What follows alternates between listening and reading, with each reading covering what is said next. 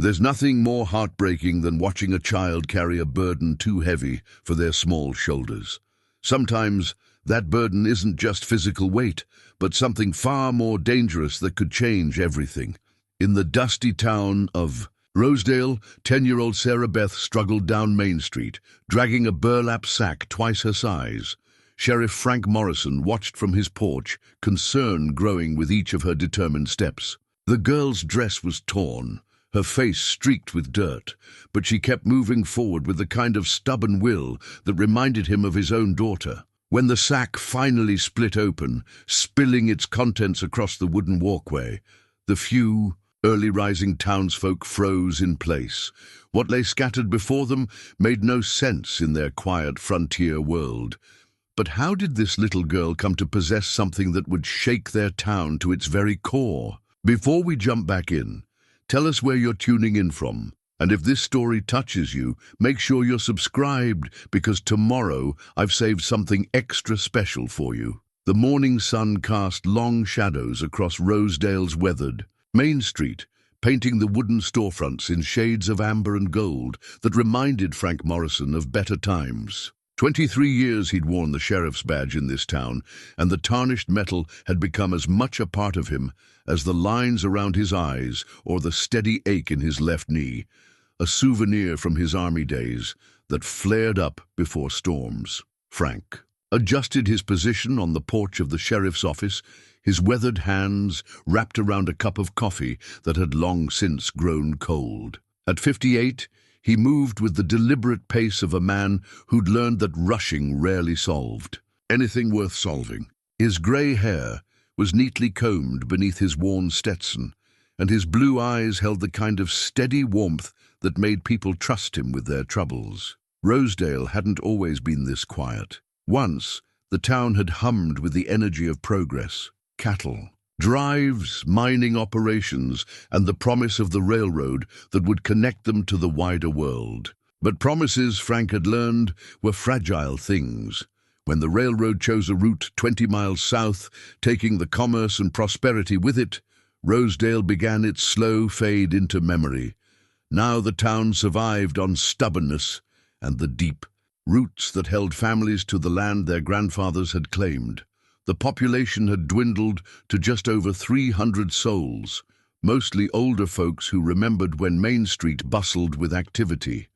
The younger generation, including Frank's own daughter Emma, had long since departed for cities where opportunity still lived. Emma wrote regularly from Boston, where she worked as a teacher and had recently become engaged to a banker named Charles. Frank was proud of her, truly, but her absence left a hollow space that seemed to echo in the empty rooms of his house. His wife Margaret had filled those rooms with laughter for 31 years before cancer took her, and now the silence felt heavier with each passing season. The sound of small footsteps on wooden planks drew his attention back to the present. Sarah Beth Kemp was making her way down the street with that peculiar determination that had caught his eye. At 10 years old, she possessed an old soul that reminded Frank of children who'd seen too much too early. Her auburn hair caught the brilliant morning light, and despite the dirt streaking her pale face, there was something striking about her green eyes, intelligent, watchful, and carrying depth that seemed inappropriate for someone so young.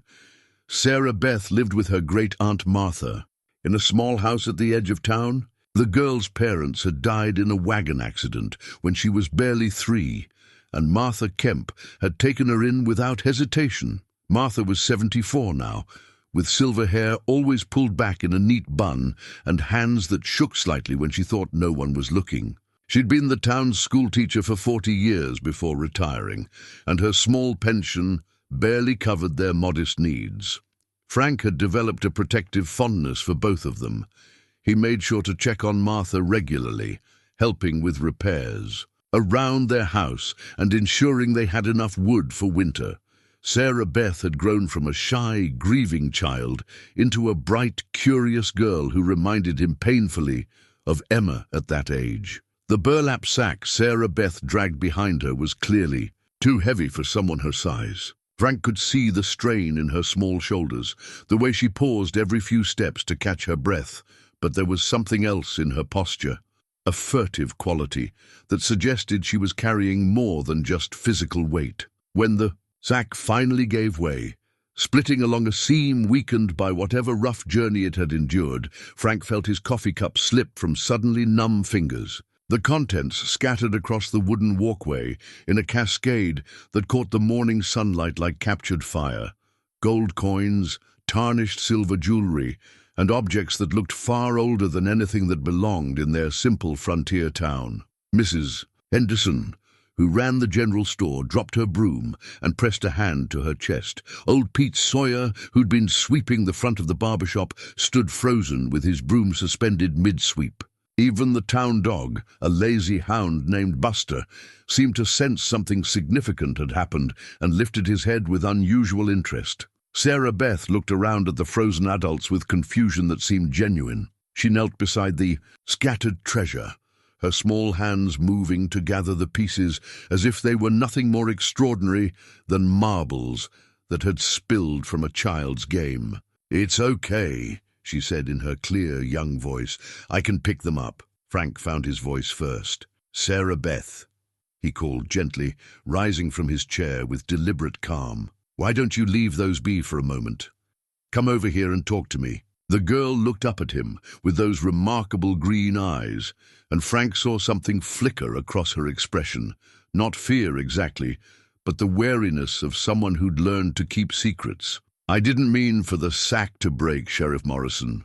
I was being careful." "I know you were, sweetheart." Frank approached slowly, his hands visible and relaxed. Years of dealing with frightened witnesses had taught him the value of patience. These looked like some pretty special things.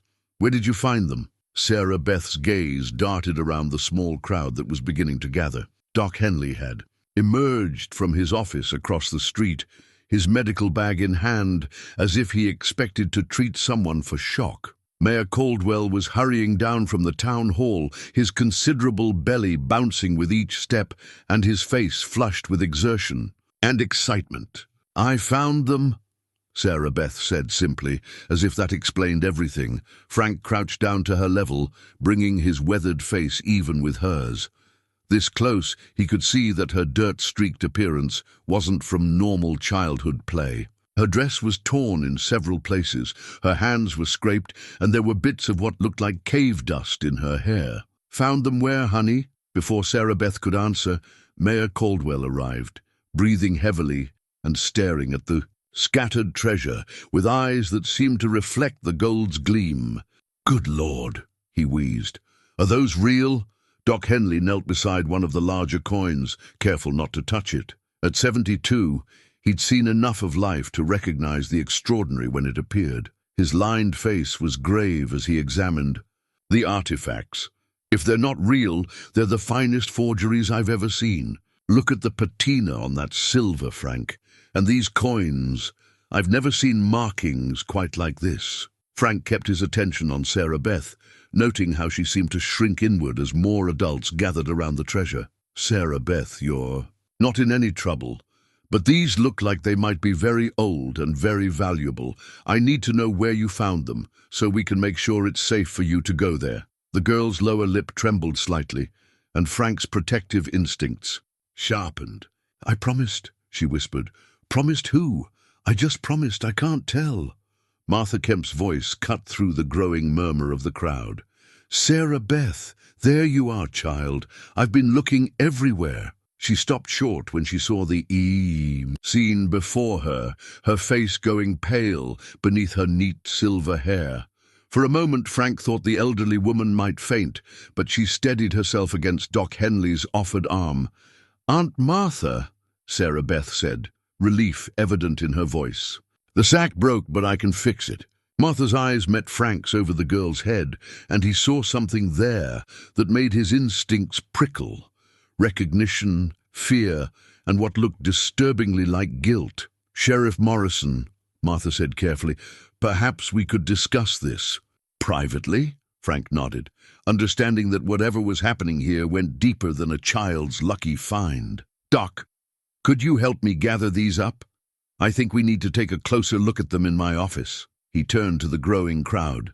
Folks, I know this is exciting, but I need everyone to give us some space while we sort this out." As the crowd reluctantly began to disperse, Frank noticed how Sarah Beth stayed close to her aunt, and how Martha's protective arm around the girl's shoulders trembled slightly. Whatever secret they were keeping, it was about to change everything in their quiet town, and Frank had the unsettling feeling that the changes wouldn't all be welcome. The morning sun climbed higher, burning away the gentle shadows and illuminating every detail of the treasure that lay scattered on Main Street. Each piece caught the light differently, telling silent stories of distant times and places that seemed to have no connection to their simple frontier world. But Frank had learned long ago that appearances could deceive, and the most dangerous secrets were often hidden in the most innocent-seeming places. The sheriff's office felt smaller than usual, with Martha Kemp, Sarah Beth, and Doc Henley crowded around Frank's desk. The artifacts lay spread across a clean white cloth, each piece carefully positioned to catch the light from the window. Frank had seen plenty of evidence in his years as sheriff, but nothing that seemed to pulse with history the way these objects did. Doc Henley adjusted his wire-rimmed spectacles and leaned closer to examine an ornate silver cross. "Frank, I've read enough history books to know Spanish colonial work when I see it. This craftsmanship, the religious symbolism, the particular style of metalwork, it's consistent with late 16th, early 17th century Spanish exploration." Frank picked up one of the gold coins, feeling its substantial weight. The surface was worn, but still showed intricate designs he couldn't identify. "You're saying these are over 200 years old, at least?" "Maybe older." Doc Henley's voice carried the wonder of a man who'd spent his life treating everyday ailments suddenly confronted with tangible history. "Sarah Beth, child, you need to tell us exactly where you found these. This kind of treasure doesn't just appear." Sarah Beth sat perched on the edge of a wooden chair, her feet barely touching the floor. She kept glancing between Frank and her Aunt Martha, clearly torn between her promise to keep quiet and the growing weight of adult attention. "There's a special place," she said finally, "but I'm not supposed to tell anyone about it." Martha's face had grown increasingly pale as Doc Henley examined each artifact.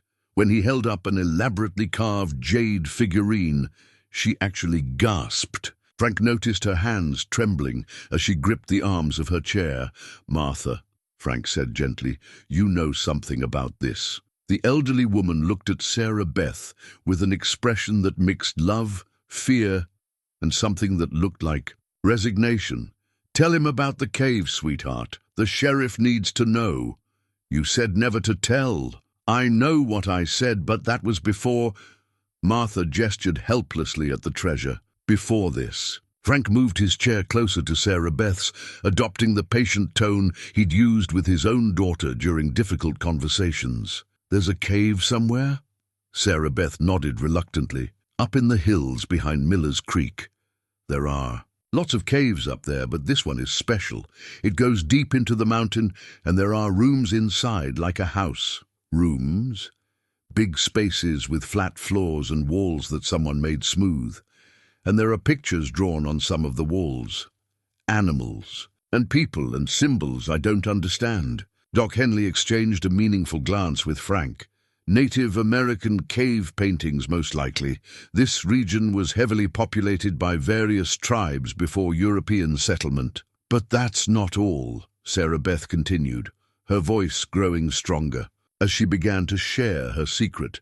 "There are other things in there too, old metal things and wooden boxes and—" She looked at the artifacts on the desk. "And treasure like this, but lots more of it." Frank felt a chill that had nothing to do with the morning air. "How much more, sweetheart?" "Piles and piles. Some of it is stacked in corners, and some is in the wooden boxes. I only took a little bit because the sack was getting too heavy."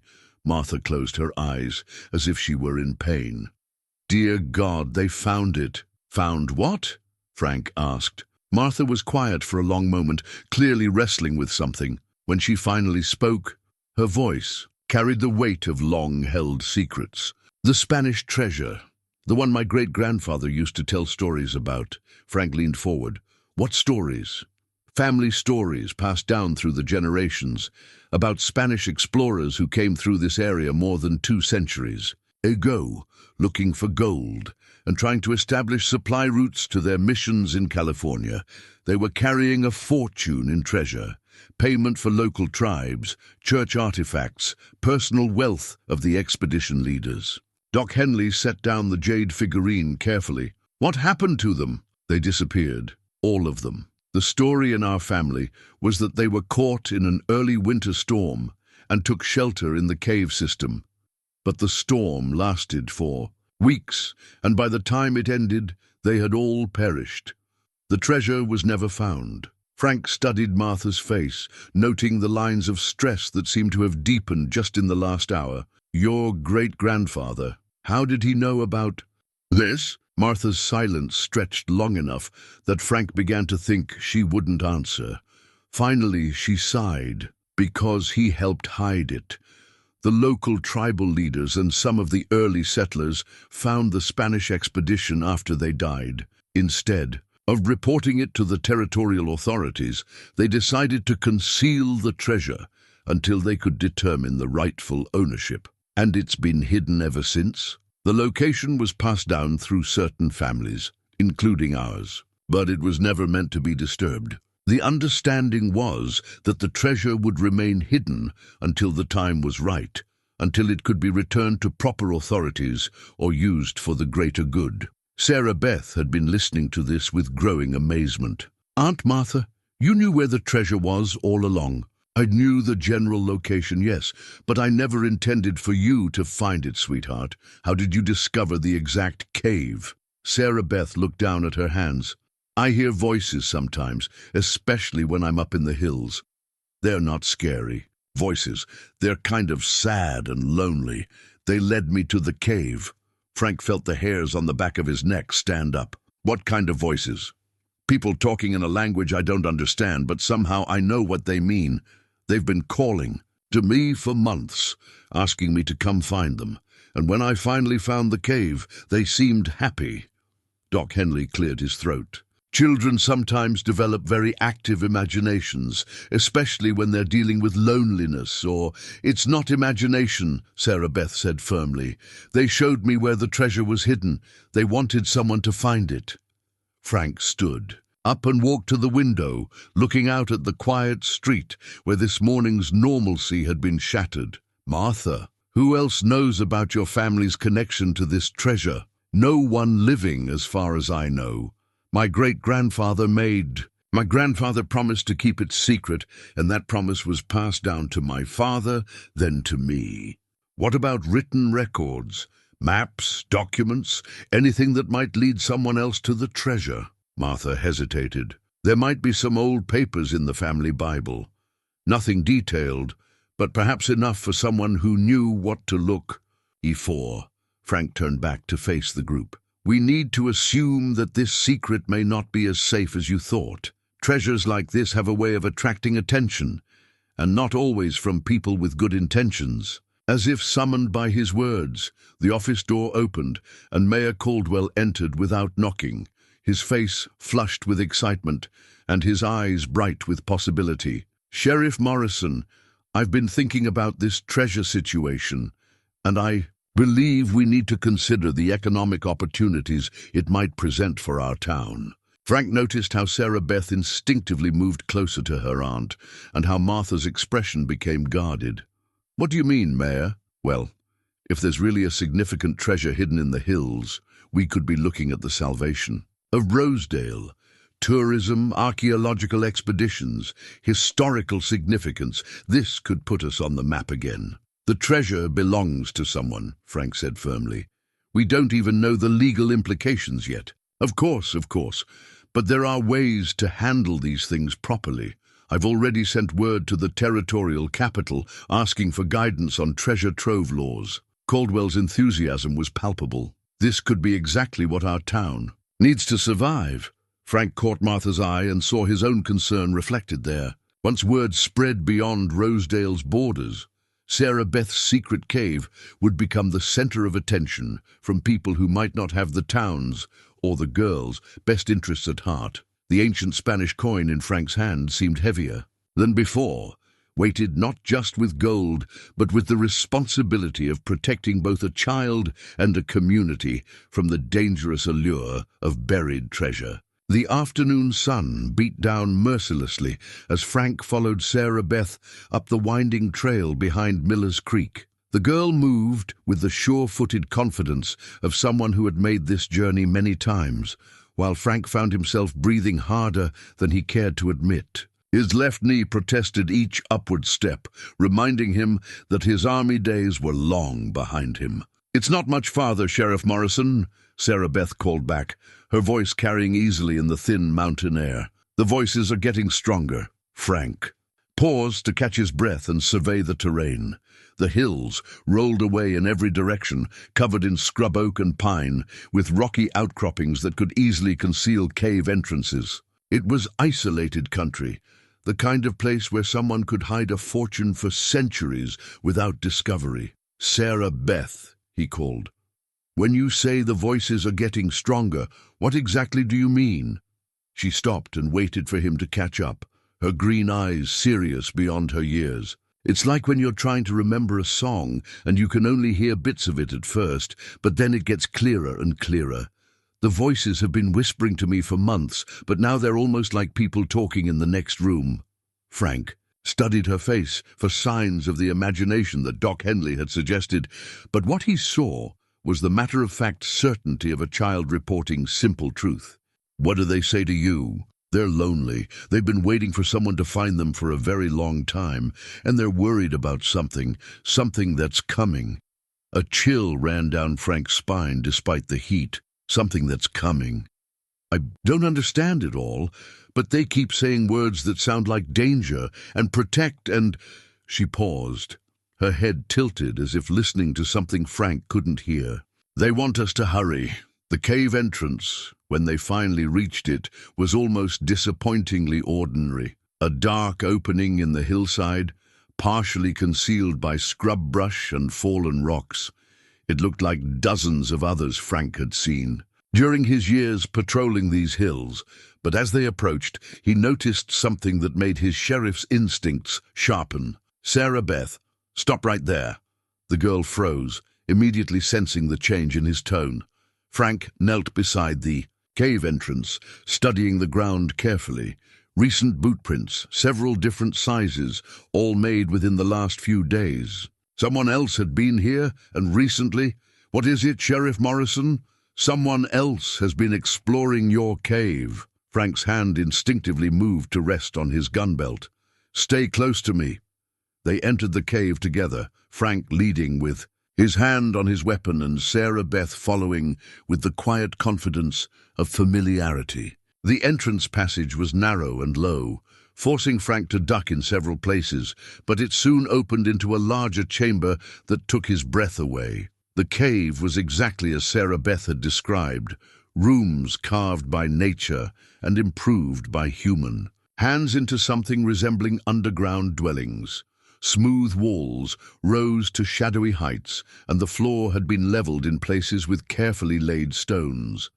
But what drew Frank's immediate attention were the obvious signs of recent disturbance. Fresh tool marks scarred the walls where someone had been digging or prying at the rock. Modern equipment, metal pry bars, battery-powered lanterns, and coils of rope lay scattered around the chamber. Most disturbing of all, someone had been systematically searching the cave, leaving behind clear evidence of their passage. "This is all new," Sarah Beth whispered, her voice small in the vast space. "None of this was here before." Frank examined a discarded lantern, noting that it was expensive equipment, far beyond what a casual treasure hunter might carry. "Sarah Beth, I need you to show me exactly where you found the treasure, but stay right beside me." She led him deeper, into the cave system, through passages that branched and twisted like the inside of a giant anthill. Frank's admiration for the girl's courage grew with each step. It would take remarkable bravery for a child to explore these dark passages alone. "Here," Sarah Beth said finally, stopping in a chamber that Frank estimated was at least 30 feet underground. "This is where the treasure was."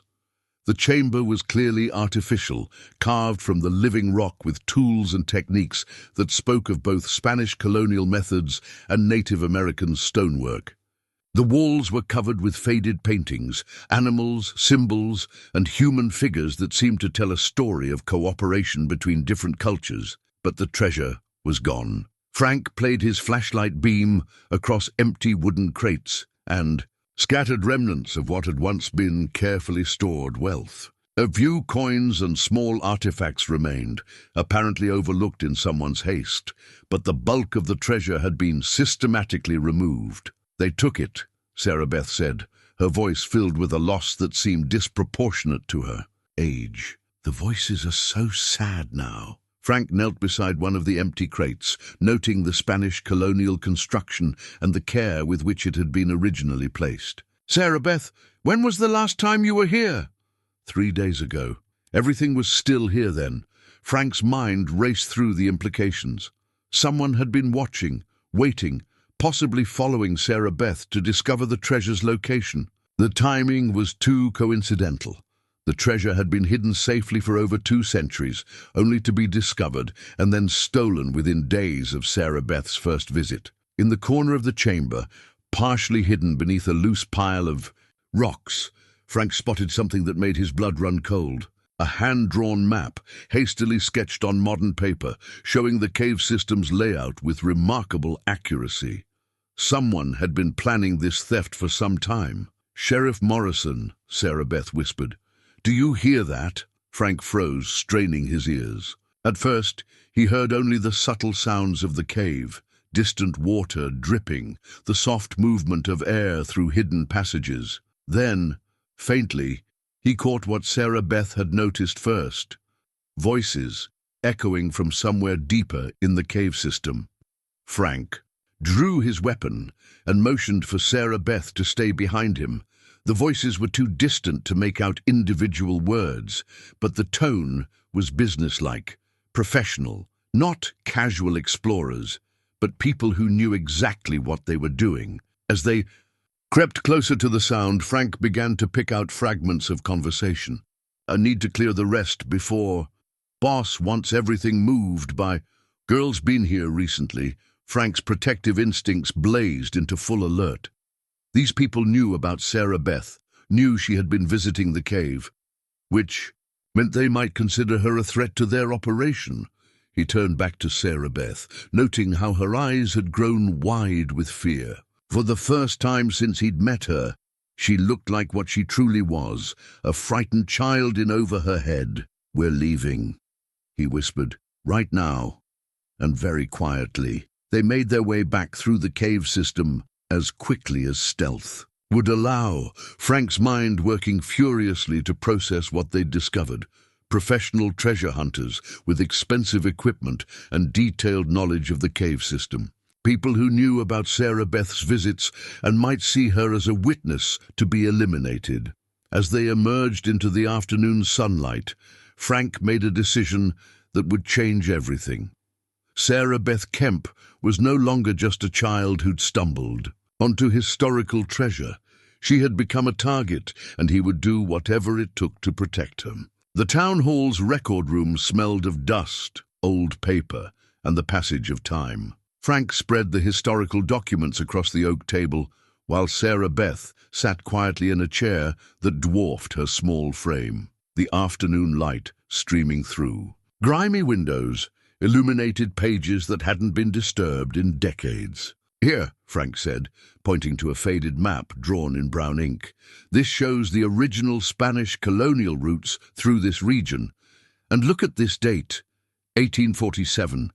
Sarah Beth leaned forward, studying the careful handwriting that documented territorial surveys and land grants. "What does it mean, Sheriff Morrison?" "It means your great-great-grandfather's story might be more complicated than your aunt thought." Frank traced a finger along the map's notations. "According to this survey, a Union Army payroll wagon went missing somewhere in these hills during the Civil War. $20,000 in gold and silver being transported to pay troops stationed at Fort Collins. The implications settled over them like a heavy blanket, Not just Spanish colonial treasure, but American military payroll that had vanished during wartime. The legal complications alone were staggering.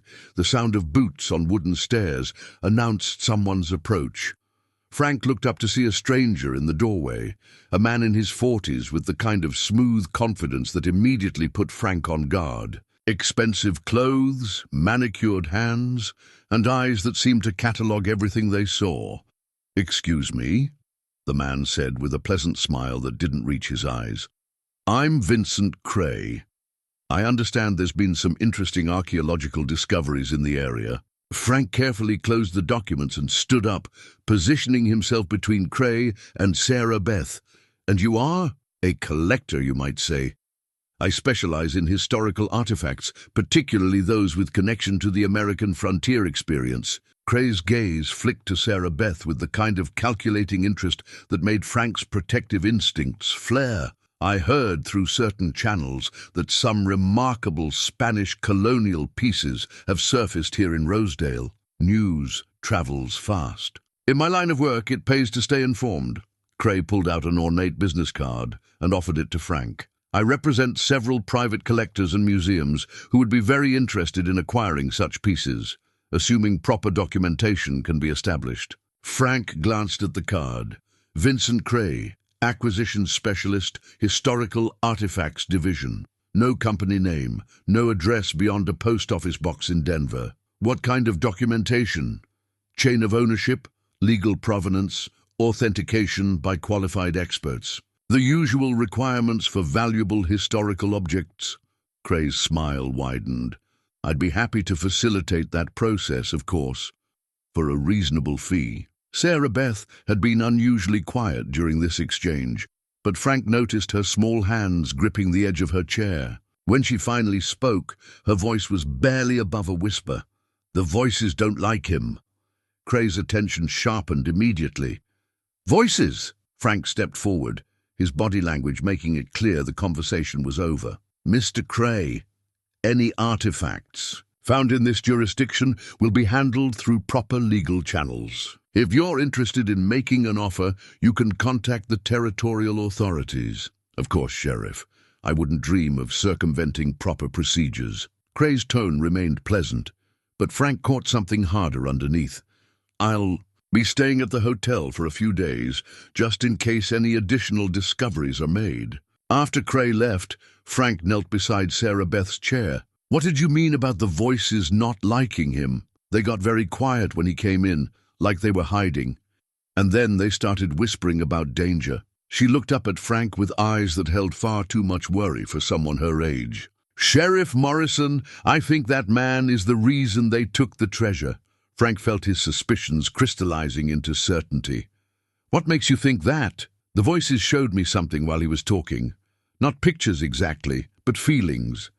Men in the cave with machines and lights taking everything away. And that man was with them, telling them what to take." That evening, Frank sat in Martha's small parlor while she served coffee in delicate china cups that had belonged to her grandmother. The house was filled with the comfortable clutter of a long life, photographs, books, crocheted doilies, and the kind of worn furniture that held memories in its cushions. "Martha, I need you to tell me everything about your family's connection to this treasure. No more secrets." Martha settled into her rocking chair with the careful movements of someone whose bones reminded her daily of their age. "My great-great-grandfather, Thomas Kemp, was one of the original settlers in this valley. He came west after the Mexican War, looking for land to farm and a place to raise his family." "Go on." "The winter of 1847 was particularly harsh. Thomas was checking his traplines up in the hills when he found the cave. The Spanish expedition had taken shelter there during a blizzard, but they had all perished from cold and starvation." Sarah Beth curled up on the sofa beside her aunt, listening to family history she'd never heard before. What did great-great-great-grandfather do? He found the treasure, of course, but he also found something else. Documents that showed the Spanish weren't just carrying church artifacts and personal wealth. They were transporting payment for a secret treaty with local tribal leaders. Frank leaned forward. "What kind of treaty?" an agreement to establish a permanent Spanish presence in the region with the cooperation of the tribes. The treasure was meant to seal that alliance. Martha's voice grew heavy with the weight of old secrets. But Thomas also found evidence that the Union Army payroll wagon had been attacked by Confederate raiders. The gold from that robbery was hidden in the same cave. The pieces began falling into place in Frank's mind. So the cave contains both Spanish colonial treasure and stolen Union Army payroll, plus whatever the tribal leaders had contributed to the alliance, ceremonial objects, precious metals, items of cultural significance. Martha looked at Sarah Beth with deep affection. Thomas decided that such a mixture of treasures, with so many different claims to ownership, should remain hidden until a proper resolution could be found. But someone found out about it. Martha nodded grimly. Thomas kept careful records, hidden in the family Bible. Maps, descriptions, even some of the original Spanish documents. I thought they were safe, but yesterday, while Sarah Beth and I were in town dealing with the treasure she'd found, someone broke into our house. Nothing valuable was taken, but my Bible was disturbed. The papers were still there, but they'd clearly been photographed. Frank felt a chill of understanding. Vincent Cray hadn't arrived in Rosedale because of the morning's discovery. He'd been planning this operation for some time, using information stolen from Martha's own home. Sarah Beth looked up at the adults with the expression of someone who'd been carrying a burden too heavy for her years. The voices are getting more upset. They keep saying something is coming, something that will hurt people. Outside, the evening. Shadows were lengthening across Rosedale's quiet streets. But Frank knew their peace was about to be shattered by forces that had been set in motion long before Sarah Beth dragged her torn sack down Main Street. Frank found the leather-bound journal tucked beneath Sarah Beth's mattress, wrapped in a faded blue scarf that smelled of lavender and old secrets. The girl watched from her bedroom doorway as he carefully unwrapped the ancient volume, her green eyes reflecting a mixture of guilt and relief at finally sharing her deepest secret. I was going to tell you, Sheriff Morrison. The voices said it was time. The journal's cover was cracked leather, darkened by age and wear, with brass corners that had turned green with oxidation. Frank opened it carefully, revealing pages covered in precise handwriting that spoke of military training and desperate circumstances. Lieutenant Colonel Harrison Wade, Union Army Corps of Engineers, Frank read aloud. Personal log, October 1847. He looked up at Sarah Beth. Where did you find this? In the deepest part of the cave, in a metal box that was hidden under some rocks. The voices kept telling me to look there. Sarah Beth stepped closer, her small finger pointing to specific entries. He writes about the treasure, Sheriff Morrison. All of it. Frank turned the page and began reading Wade's careful documentation. The officer's words painted a picture of conspiracy, betrayal, and desperate men making impossible choices in the wilderness of the American frontier. The Confederate raiders struck at dawn, killing 6 of my men and taking the payroll gold. But what they didn't know was that we had already discovered the Spanish cache in the cave system. 2 centuries of accumulated wealth hidden by explorers who never returned to claim it. Martha appeared in the doorway, her face pale with worry. Sarah Beth, you shouldn't have taken that from the cave without telling me. I'm sorry, Aunt. Martha, but the voices said it was important. They said someone bad was coming, and we needed to understand what we're protecting. Frank continued reading, his expression growing more grave with each entry. The raiders will return, searching for additional treasures they suspect we found. I have made the decision to combine the Union payroll with the Spanish cache, creating a single hidden repository. If we do not survive, at least the wealth will remain safe from those who would use it for evil purposes. The implications hit Frank like a physical blow. The treasure wasn't just historically valuable. It represented stolen military payroll that Confederate raiders had died trying to recover. Men had killed for this gold once, and they would kill for it again. Listen to this, Frank said, finding a later entry. I have documented the exact location and contents of the combined cache, along with the legal complexities of multiple ownership claims. The Spanish treasure belongs to the church and the crown. The Union payroll belongs to the United States government. The tribal artifacts belong to the indigenous peoples of this region. Only by keeping them together and hidden can we prevent war over their division. Sarah Beth nodded solemnly. That's what the voices keep saying. They don't want the treasures separated. They want them protected until the right time comes. Through the bedroom window, Frank caught sight of men moving around the edge of town, strangers with the kind of purposeful movement that suggested military or professional training. Vincent Cray's operation was larger than he'd initially appeared. "Martha," Frank said quietly, "I need you and Sarah Beth to pack some things. You're going to stay with Doc Henley for a few days." "Why?" "Because those men I saw in the cave aren't treasure hunters. They're professionals, and they know Sarah Beth can lead them to whatever treasures Lieutenant Colonel Wade left behind." Frank closed the journal carefully. "This whole situation is more dangerous than any of us realized." Sarah Beth pressed close to her aunt, but her voice remained steady. "The voices are getting louder, Sheriff Morrison. They're scared, but they're also angry. They say someone is disturbing their rest." As if summoned by her words, the sound of vehicles approaching.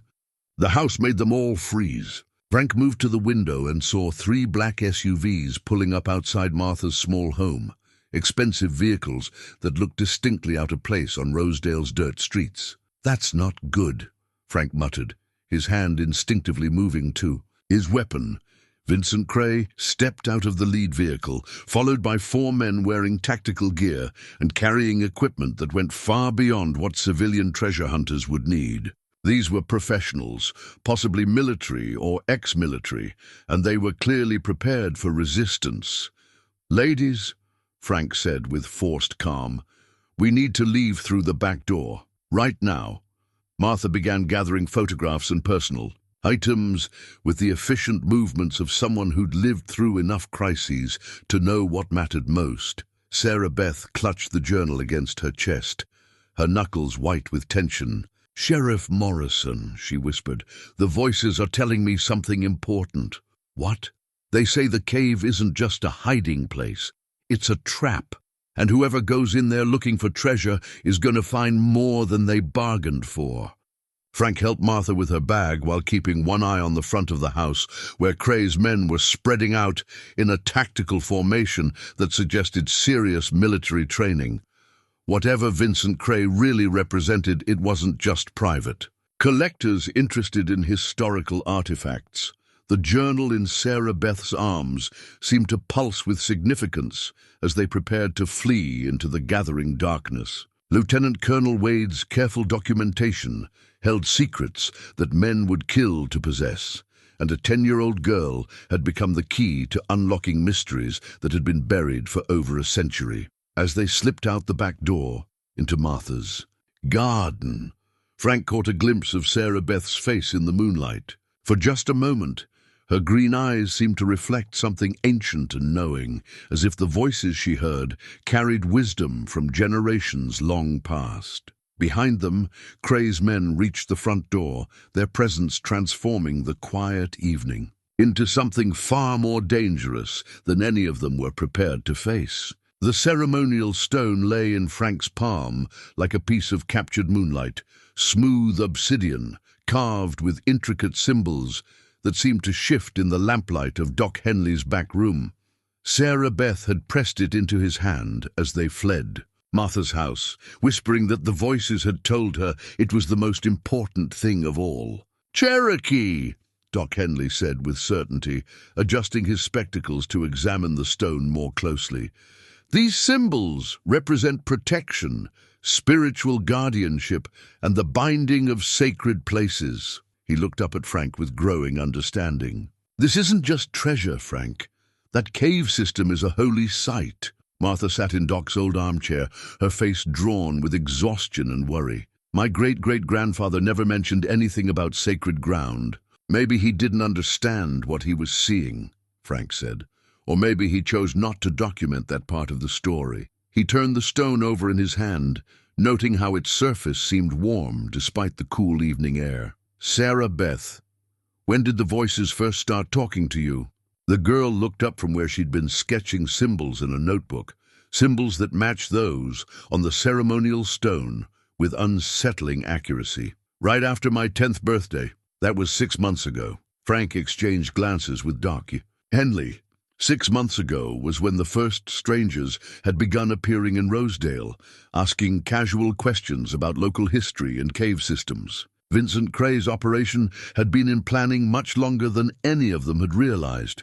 Through Doc's front window, Frank could see the lights of vehicles patrolling Rosedale streets. Cray's men were conducting what looked like a systematic search, going house to house under the pretense of looking for Sarah Beth's safety after she'd gone missing from her aunt's home. Doc, Frank said quietly, I need to ask you about my military records. The older man's expression grew cautious. What about them? How much does Vincent Cray know about my background?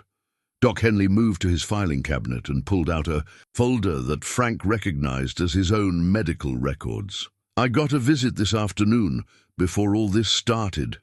A man claiming to be from the Veterans Administration, asking about your service-related injuries and psychological evaluations. Frank felt ice form in his stomach.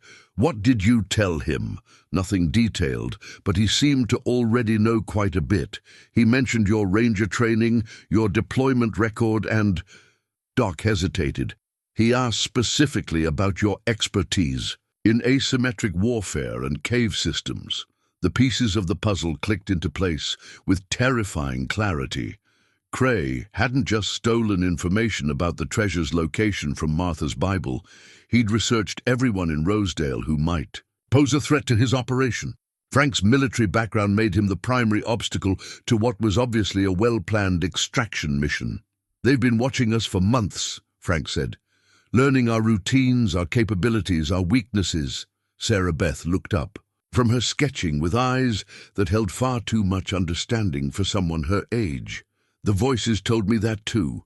They said strangers had been walking above their resting place, making plans to steal what didn't belong to them. Sarah Beth, Martha said gently, I know you believe you're hearing voices, sweetheart, but she is hearing voices, Frank interrupted, studying the symbols the girl had drawn. Look at these drawings, Martha. She's reproducing Cherokee spiritual. Symbols with perfect accuracy, and she's never seen them before.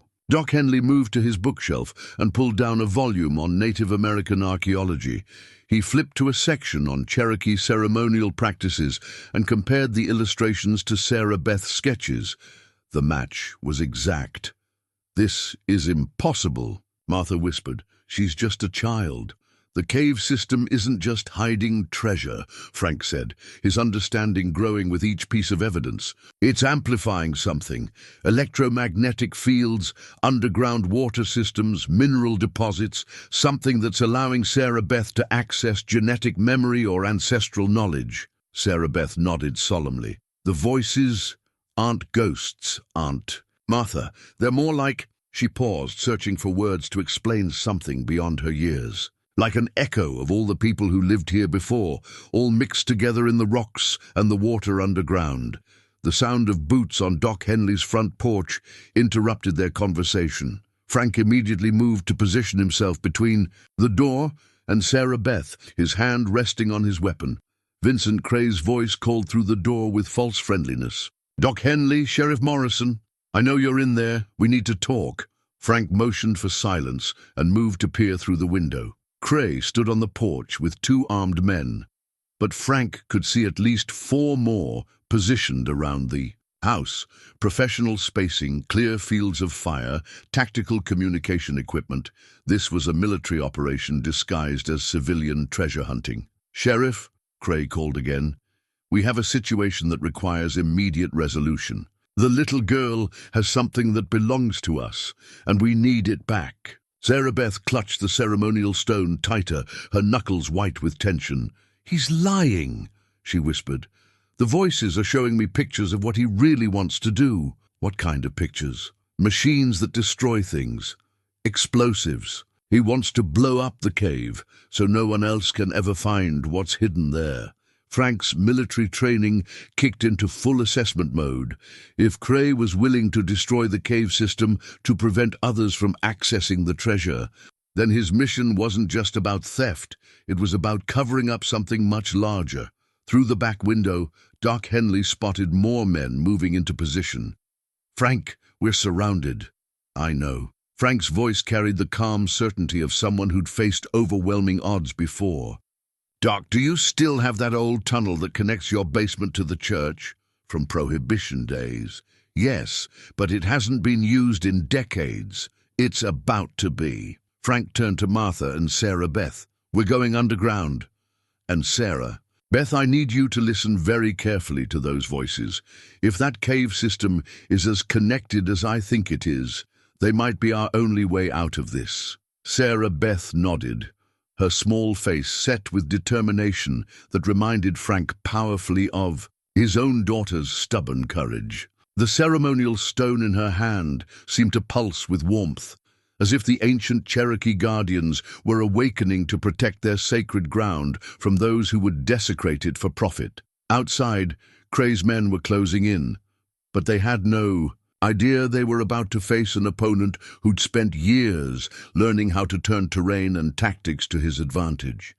The cave system that had hidden treasures for centuries was about to become a battleground where the past and present would collide, with deadly consequences.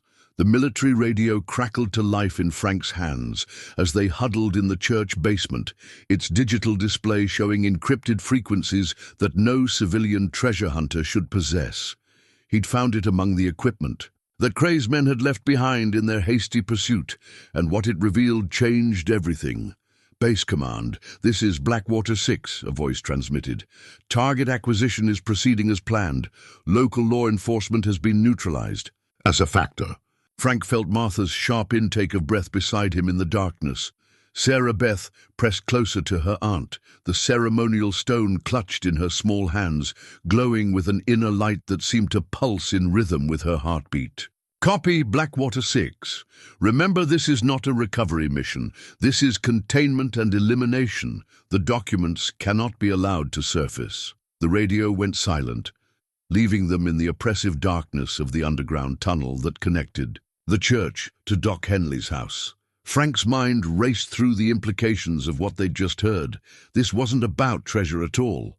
It was about covering up secrets that someone in the government wanted buried forever. "Sheriff Morrison," Sarah Beth whispered, "the voices are showing me something new. Pictures of men in uniform, but not old-fashioned uniforms. Modern ones." Frank studied her face in the strange light emanating from the Cherokee stone. "What else?" "Papers. Lots of papers with official seals and signatures. And there's something about experiments, bad experiments that hurt people." Martha's voice shook as she spoke. "Frank, my great-great-grandfather's journal mentioned something I never understood. He wrote about government men who came asking questions about the Spanish expedition, but this was years after the Civil War ended. The pieces of a much larger puzzle began falling into place in Frank's mind. "Martha, I need you to think very carefully. Did Thomas Kemp ever mention finding anything besides treasure in that cave? He wrote about documents in Spanish, but also some in English. Official-looking papers that he couldn't read properly." Martha's eyes widened with understanding. "Frank, you don't think... I think your ancestor found evidence of something the U.S. government has been trying to cover up for over a century." Frank checked his weapon and peered down the tunnel toward Doc Henley's basement. "Sarah Beth, are the voices telling you anything about what those documents contain?" The girl's face scrunched with concentration as she listened to something only she could hear. "They're showing me soldiers doing terrible things to people who lived here before the white settlers came. And then later, more soldiers doing experiments with sickness and poison." Frank felt a chill that went deeper than the underground cold. "Biological weapons testing, chemical experiments. The government has been covering up war crimes for generations, and the evidence has been hidden in that cave system. But why now? Martha asked. "Why come for it after all these years?"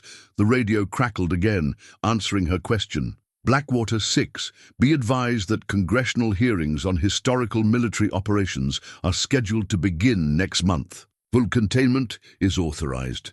Frank understood now why Vincent Cray had the resources of what appeared to be a black ops military unit.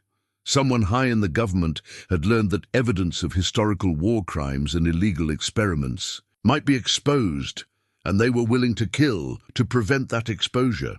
"Sarah Beth," he said urgently, "I need you to listen to the voices very carefully. Can they tell you exactly what's hidden in the cave, besides the treasure?" The girl closed her eyes, her small face peaceful despite the danger surrounding them. The ceremonial stone's glow intensified, casting strange shadows on the tunnel walls. "They're showing me metal boxes buried deep in the cave, much deeper than where the treasure was. Documents that prove soldiers killed families and then used chemicals to make it look like disease." Martha gasped. "The smallpox outbreak of 1847, the one that killed so many of the local tribes." "It wasn't smallpox," Frank said grimly.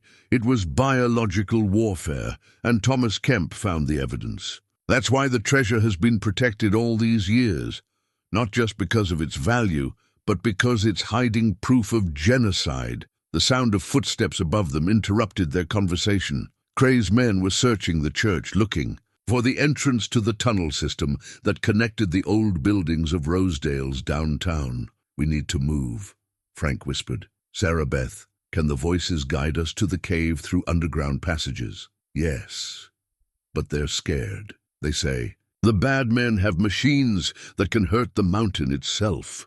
Frank's blood ran cold as he understood her meaning. If Cray was willing to use explosives to seal the cave and destroy the evidence, he might also be prepared to collapse the entire underground system, regardless of who might be trapped inside. They moved through the tunnel as quietly as possible, Sarah Beth leading with the confidence of someone following invisible guides.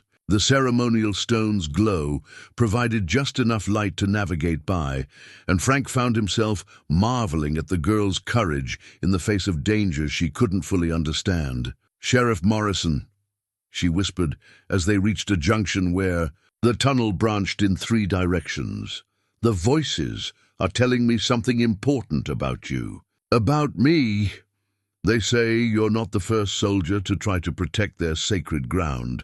There was another one, a long time ago, who tried to stop the bad things from happening." Frank felt a chill of recognition. "Lieutenant Colonel Harrison Wade. The voices say he didn't die in the cave like people thought. He was killed by other soldiers when he tried to report what they had done to the tribes." Sarah Beth looked up at him with eyes that seemed to hold centuries of sorrow. "They say you have the same spirit he did, the spirit of someone who protects people instead of hurting them."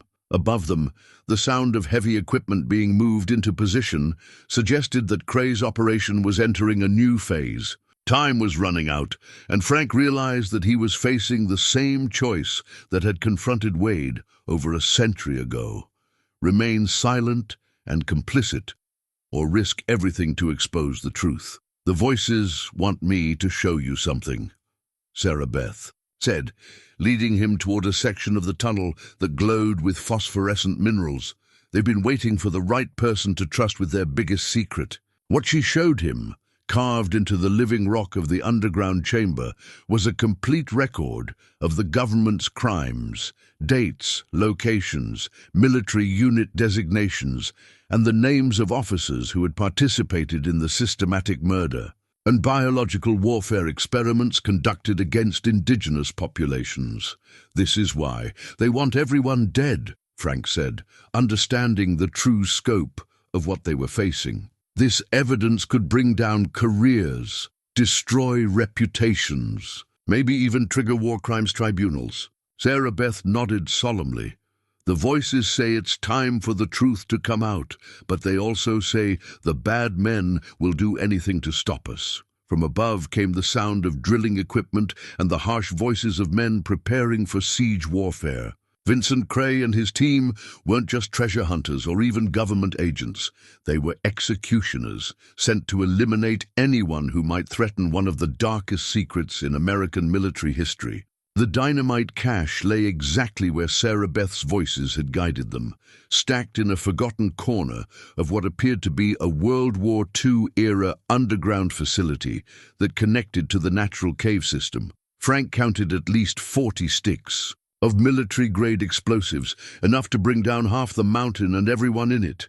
"This changes everything," Frank muttered, examining the faded military markings on the wooden crates. "Sarah Beth, ask the voices what this place was used for." The girl placed her hand on the smooth concrete wall, her eyes closing in concentration. The ceremonial stone in her other hand pulsed with steady light, casting eerie shadows on military equipment that had been abandoned for decades. "They show me soldiers bringing people down here," she said softly. "People from the tribes, but also some white settlers. They were doing experiments, making people sick on purpose, then trying different medicines to see which ones worked." Martha pressed her hand to her mouth in horror. "Human experimentation, right here, under our town."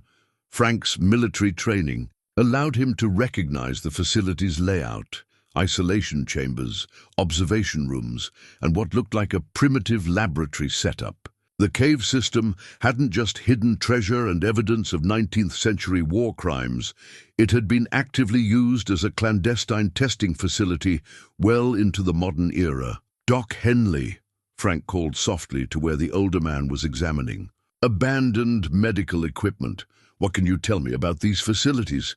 Doc moved carefully through the underground complex, his medical eye cataloging instruments and procedures. "Unofficial military medical research, I'd say. The kind of work that doesn't appear in any official records." His voice was grim.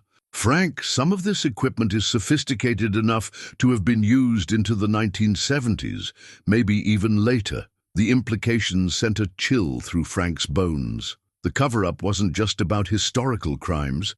It was about ongoing illegal activities that might still be connected to current government operations. Sarah Beth suddenly stiffened, her head tilted as if listening intently. "The voices are saying we need to hurry. The bad men are bringing more explosives, and they're going to blow up all the entrances." Frank felt the familiar calm focus that had kept him alive through countless dangerous missions. Time to stop being reactive and start taking control of the situation. "Doc, can you and Martha get Sarah Beth to the deepest part of the cave system? Find the most protected area you can." "What are you planning to do?" Frank was already moving toward the military equipment, his trained eye cataloging weapons and tactical advantages. "I'm going to use everything Vincent Cray doesn't know about me to turn his own operation against him." The underground facility was a tactical goldmine for someone with Frank's background.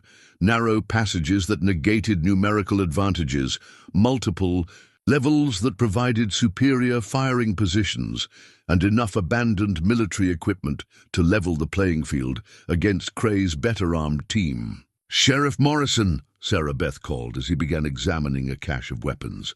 "The voices want me to tell you something important." Frank paused in his preparations. "What?" "They say this isn't just about stopping the bad men. They say the mountain itself is angry, and if too much violence happens here, the whole cave system could collapse on its own." Frank studied the girl's serious face, noting how the ceremonial stone's glow had intensified. Whatever was happening, Sarah Beth's connection to the underground environment was growing stronger with each passing hour. Above them, the sound of heavy machinery and shouted orders indicated that Cray's team was preparing for a major assault. They had apparently given up any pretense of subtlety and were moving to their final option: complete destruction of the site and everyone in it. "Martha," Frank said, "I need you to understand something. If I don't stop Cray here, he'll hunt you and Sarah Beth for the rest of your lives. This ends tonight, one way or another." The older woman nodded with the quiet dignity of someone who'd lived through enough hardship to recognize necessary sacrifice. "Frank Morrison, You've been protecting this town for 23 years. We trust you to do whatever needs to be done." Frank found himself thinking of his daughter Emma, safe in her new life in Boston, and of all the other children who deserved to grow up in a world where government agents couldn't murder citizens to cover up historical crimes. Sarah Beth represented something precious, innocence that had stumbled onto truth, and wisdom that came from sources older than any of them could fully understand. "Sarah Beth," he said, kneeling beside the girl, "I need you to do something very important. Can you use your connection to the voices to guide people through the cave system?" "Yes, sir." "Good, because after tonight a lot of people are going to need to see what's hidden down here. Journalists, investigators, maybe even federal agents who can be trusted." Frank's expression grew stern with determination. "The truth is going to come out, no matter what Vincent Cray does to try to stop it." The girl nodded solemnly, understanding, far more than her 10 years should have allowed. "The voices say they've been waiting for this day for a very long time. They say the mountain will protect the truth-tellers and punish those who try to bury it." Frank moved through the abandoned military facility, his tactical mind mapping firing lanes, escape routes, and defensive positions. Cray's men might have superior numbers and modern equipment, but they were fighting on ground that Frank was beginning to understand better than they ever would. The dynamite cache gave him an idea that was either brilliant or suicidal, possibly both. If he could use the explosives to create controlled collapses in specific areas, he could trap Cray's forces in sections of the cave system where they would be vulnerable to the kind of guerrilla tactics that had made Frank legendary during his Army Ranger days. "Doc," he called, "how long would it take you to get word to the outside world about what we've found here?" "If I could get to the telegraph office.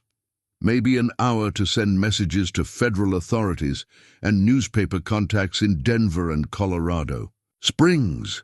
Then that's your mission. Get Martha and Sarah Beth to safety, then start sending those messages. Make sure multiple people know exactly what's hidden in this cave system." Doc Henley studied Frank's face with the eye of someone who'd treated enough wounded soldiers to recognize mortal determination. "Frank, you're not planning to come out of this, are you?" Frank checked his weapon and gathered the equipment he would need for what might be his final mission. "I'm planning to make sure Sarah Beth and her aunt live long enough to see justice done. Everything else is secondary." The sound of drilling from above indicated that Cray's forces were preparing to breach the underground facility from multiple directions simultaneously. It was a sound Frank recognized from his military days, the methodical preparation that preceded overwhelming assault. Sarah Beth approached him one final time, the ceremonial stone blazing with light that seemed to come from within the rock itself. "Sheriff Morrison, the voices want to give you something." She pressed her small hand against his forehead, and for a moment Frank felt a rush of knowledge that seemed to come from the earth itself. The location of every passage, every weak point in the cave structure, every advantage the terrain could provide. "They say you're not fighting alone," Sarah Beth whispered. "They say the mountain remembers every person who ever tried to protect it, and it will help you protect it one more time." Frank felt a strange sense of peace settle over him as he prepared for the battle that would determine whether truth or cover-up would prevail. He had spent his entire adult life serving and protecting others, and tonight would be the ultimate test of everything he believed in. Above them, Vincent Cray's voice echoed through the cave system, amplified by military communications equipment. "Sheriff Morrison, you're surrounded and outnumbered. Send out the girl and the documents, and we'll make this quick and painless." Frank's response carried the quiet authority of a man who had never backed down from a fight worth fighting. "Mr. Cray, you're trespassing on sacred ground and threatening innocent civilians. You have one chance to leave peacefully." Cray's laughter echoed through the passages. "Sheriff, you have no idea who you're dealing with." Frank smiled grimly as he took position among the shadows and military equipment of the abandoned facility. "Actually, Mr. Cray, I think you're the one who doesn't know who you're dealing with. The detonator switch lay cold in Vincent Cray's hand as his men prepared to seal Frank Morrison's fate, along with the evidence that could destroy careers in Washington. The device could bring down the entire cave system with the press of a button, burying secrets that had been protected for over a century. "Team Alpha, report!" Cray spoke into his tactical communicator, his voice echoing through the underground facility where Frank waited in the shadows. "Sir, we've breached the main chamber. No sign of the targets. Team Beta? Eastern tunnel secured. Found evidence of recent passage but no contact." Cray's jaw tightened with frustration. Frank Morrison was proving more resourceful than his research had indicated. A small-town sheriff shouldn't be able to outmaneuver a professional military extraction team, but Morrison's ranger training was showing in ways Cray hadn't anticipated. Frank moved through the abandoned facility like a ghost, using every shadow and acoustic advantage the underground complex provided. His years of experience in asymmetric warfare had taught him that superior firepower meant nothing if you couldn't bring it to bear on your target. The first of Cray's men went down silently, taken from behind as he examined the World War II era. Medical equipment. Frank's knife found its mark before the soldier could raise an alarm, and his body was hidden among the abandoned surgical tables where other victims had died decades earlier. "Team Alpha, check in!" Cray's voice crackled over the communication system. Silence. Frank had disabled the soldier's radio before moving to his next position, an elevated observation platform that gave him clear sight lines down 3 different passages. The facility's original designers had built it for maximum security and observation, advantages that now belonged to the defender rather than the attacker. The second man fell to a precise shot from Frank's position, the sound of the gunfire echoing through the cave system like thunder. No more stealth now. This was open warfare in an underground battlefield where every advantage belonged to the man who knew the terrain. "Contact! Contact!" Voices shouted through the communication system. "Morrison is armed and has superior positioning." Frank moved immediately after firing, knowing that muzzle flash would give away his location. The facility's multiple levels and interconnected passages allowed him to disappear and reappear from unexpected angles, turning Cray's numerical advantage into a liability as his men were forced to cover too many potential firing positions. From deeper in the cave system, Frank could hear Sarah Beth's voice calling out warnings that seemed to come from the rock itself. Her connection to the underground environment was providing information about troop movements that shouldn't have been possible, unless the Cherokee ceremonial stone was somehow allowing her to sense vibrations and movements throughout the entire mountain. "Sheriff Morrison!" Cray's voice boomed through the facility. "You're only prolonging the inevitable. We have explosives positioned at every entrance." Frank's response was another precise shot that dropped a third soldier as he tried to advance through the medical laboratory. The man's tactical vest absorbed most of the impact, but the force was enough to send him sprawling among the abandoned chemical equipment. "The mountain doesn't like you." Sarah Beth's voice echoed from the deeper passages, her words carrying an authority that seemed far older than her 10 years. The voices are getting angry. As if responding to her words, a low rumble shook this underground facility. Dust and small rocks began falling from the ceiling, and the old concrete walls groaned with stress that suggested structural instability. Cray felt the vibration through his boots and recognized the danger immediately. The cave system was older and more fragile than his intelligence had indicated. Too much gunfire and explosive force could bring down the entire mountain, trapping his team along with their targets. "All teams, fall back to the primary entrance," he ordered. "Prepare for controlled demolition." Frank heard the order and understood its implications. Cray was abandoning his capture mission in favor of total destruction. Better to bury the evidence and claim that Sheriff Morrison had died in an unfortunate cave-in than risk the truth being exposed. But Frank had one advantage that Cray couldn't have anticipated.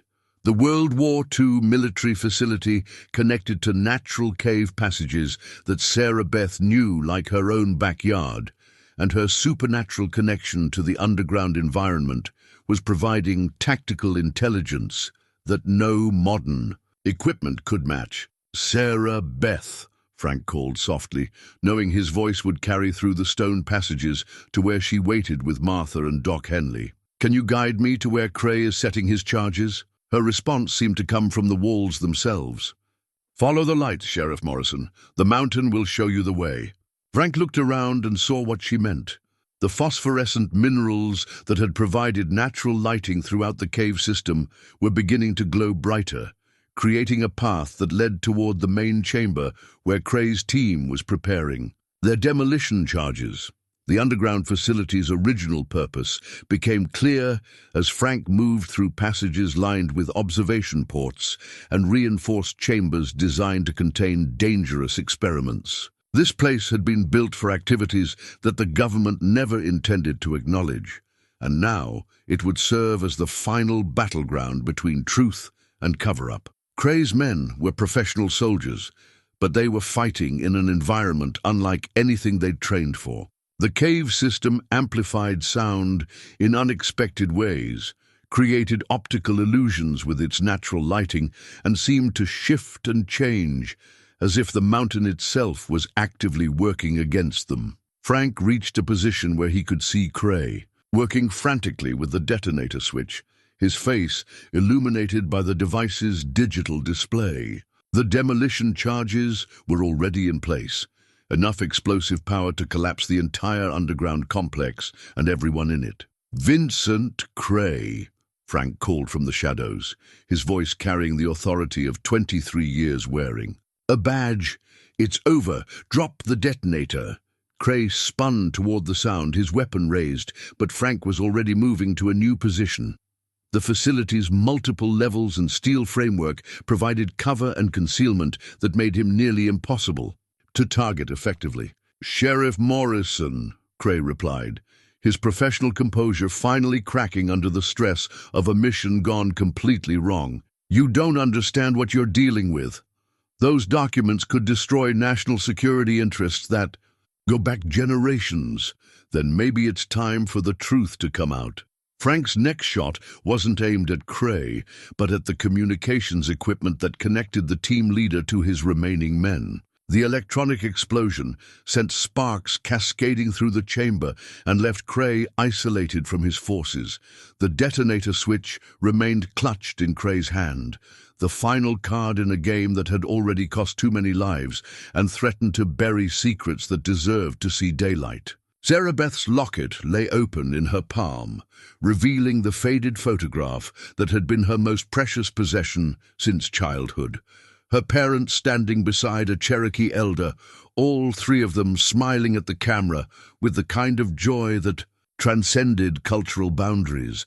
But it was what she saw in the photograph now, with her enhanced connection to the mountain's memory, that changed everything. "Sheriff Morrison," she called through the stone passages, her young voice carrying supernatural authority. "The man in the photograph with my parents. He's here. He's been here all along." Frank heard her words as he faced Vincent Cray in the main chamber, the detonator switch still clutched in the government agent's hand. Around them, the cave system groaned and shifted, as if the mountain itself was preparing for the final confrontation. "What? Are you talking about Sarah Beth?" The Cherokee elder in the photograph. "His spirit is the strongest of all the voices. He's been waiting for our family to return to protect the sacred ground." Her voice grew stronger, more certain. "And Sheriff Morrison, he says you have Cherokee blood too. That's why you can understand what needs to be done." Cray's professional composure finally cracked completely. "Enough of this mystical nonsense. I have a job to complete." He raised the detonator, his finger hovering over the trigger that would bring down the entire mountain. But the mountain had other plans. The cave system that had hidden secrets for centuries began to respond to the electromagnetic fields generated by Sarah Beth's growing connection to the Cherokee ceremonial stone. ancient mineral deposits created feedback loops that interfered with modern electronic equipment, causing Cray's remaining gear to malfunction in ways that no military training had prepared him for. Frank felt it too, a surge of understanding that seemed to come from the bedrock itself. His own Cherokee heritage, diluted by generations but still present in his genetic memory, allowed him to sense what Sarah Beth was experiencing on a much more profound level. The voices weren't just echoes of the past, they were active guardians, spiritual protectors who had been waiting for the right combination of bloodline, crisis, and moral courage to fully manifest their power. "You can't stop what's already been set in motion," Cray snarled, but his words lacked conviction. The detonator's digital display was flickering, its circuits overloaded by electromagnetic interference that shouldn't have been possible in a natural cave system. "Vincent Cray," Frank said with quiet authority, stepping into the open where the government agent could see him clearly. "You're fighting more than just me. You're fighting the accumulated spirits of everyone who ever died to protect this land." As if summoned by his words, the townspeople of Rosedale began appearing at the cave entrance. Mayor Caldwell, Mrs. Henderson from the general store, old Pete Sawyer with his ancient shotgun, dozens of citizens who had decided that their sheriff and their community were worth defending against whatever threat had invaded their peaceful world. "Doc Henley got word out," Mayor Caldwell announced, his voice carrying through the cave system with surprising strength. "Federal marshals are on their way, along with newspaper reporters from Denver and Colorado Springs. The whole country is going to know what happened here. Cray's remaining men, cut off from their commander and facing an entire community united against them, began laying down their weapons. Professional soldiers they might be, but they weren't prepared to massacre civilians to protect government secrets." "Sarah Beth," Frank called, "what are the voices telling you now?" Her response came from directly behind Cray, though Frank would have sworn she'd been in the deeper passages just moments before. "They're saying it's time for the truth to heal the wounds that have been bleeding for too long." Cray spun around, startled by her sudden appearance, and in that moment of distraction, Frank moved. 23 years of sheriff's experience and decades of military training came together in a single, decisive action that separated Cray from the detonator without violence. The device skittered across the stone floor, its malfunctioning circuits finally giving up completely as the electromagnetic interference from Sarah Beth's connection to the mountain reached its peak. "It's over," Frank said simply, his weapon trained on Cray but his voice carrying exhaustion rather than triumph. "The secrets are out, the evidence is protected, and Sarah Beth is safe. That's all that matters." Cray looked around the chamber. At the townspeople, the malfunctioning equipment, and the young girl whose Cherokee heritage had awakened something in the mountain that his government training had never prepared him to face. "You have no idea what you've unleashed," he said quietly. "Some secrets are kept for good reasons." Sarah Beth approached him with the fearless compassion of a child who had learned to see beyond surface appearances. "The voices say you're not evil, just scared, and they forgive you because forgiveness heals the land faster than revenge." The ceremonial stone in her hand had stopped glowing, its work apparently complete. The mountain fell silent, its ancient guardians satisfied that the truth would finally have its day in the sunlight. The new sheriff's badge caught the morning sunlight as Frank pinned it to Sarah Beth's dress, a smaller version of his own star, crafted by the town blacksmith and engraved with the words, "Junior Deputy, Rosedale Guardian." 6 months had passed, since the night when government secrets and Cherokee spirits collided in the depths of the mountain, and the quiet town had found a new kind of peace. "Do you solemnly swear to protect the citizens of Rosedale and the sacred ground beneath our feet?"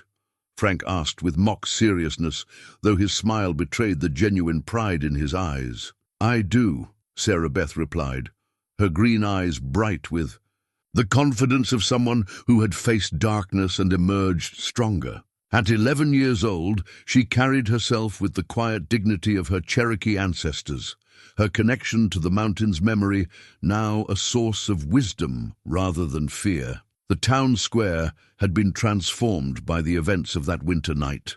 Where once only a few early risers would gather to discuss weather and gossip, now journalists, historians, and government investigators made regular pilgrimages to Rosedale.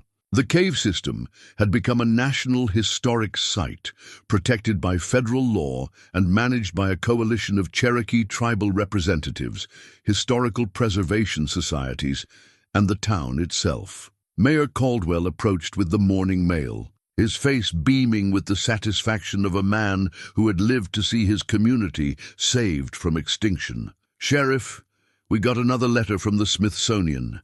They want to fund a permanent research station here to study the cave paintings and the historical documents." Frank nodded, though his attention remained focused on Sarah Beth as she adjusted her junior deputy badge with the careful precision of someone taking new responsibilities seriously. "What do you think, Deputy Kemp? Should we let more strangers poke around in your mountain?"